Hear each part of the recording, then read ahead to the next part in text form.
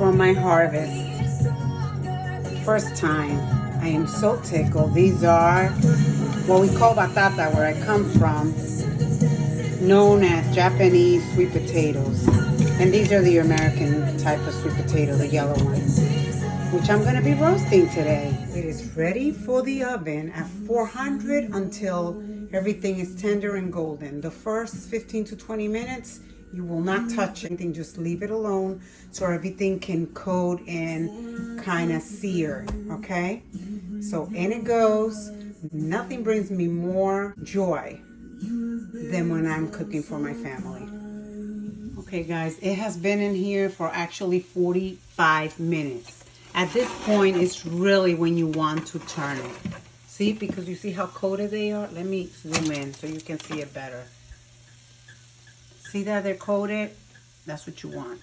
All I'm gonna do is stir them a little bit, move them around like you see me do here, and put them back until I can feel that, see, that's tender. The Spanish sweet potato, the one that Japanese, those take a little bit longer.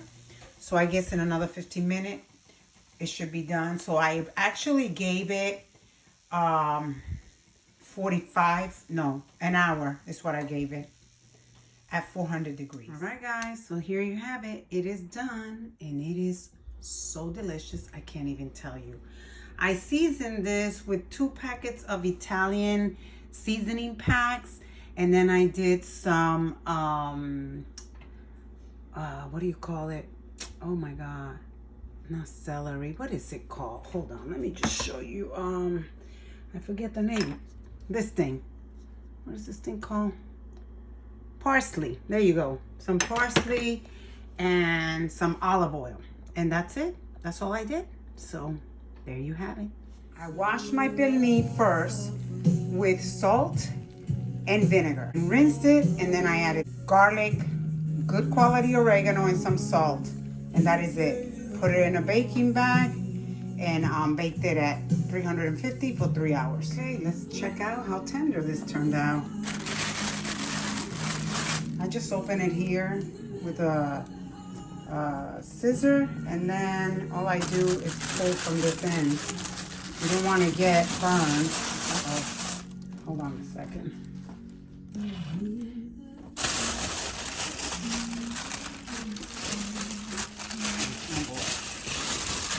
Okay, I just want to see how tender it is and what it tastes like.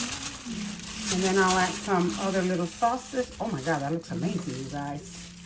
Woohoo! That looks amazing. I think they'll want it like that. I don't think they'll want any sauce. All right, let's have a taste and see what we're working with. If it needs anything. I normally don't taste my food when I cook, but in this case, I'm gonna make an exception. Oh my God. This is so good. Perfect salt. The rule of thumb is for every pound of meat, you do like a teaspoon or a half a teaspoon of salt. I rather go on the half a teaspoon of salt because once you salt it, there's no turning back. But if it's under salt, you can always add some more. This is amazing. And let me just say that when you're seasoning pork, you don't really need a lot of bells and whistles. If you do garlic, good quality oregano, salt, and lemon or lime, you're golden. You don't need a whole lot. Don't overthink it. This is absolutely amazing, and I know they're gonna love it.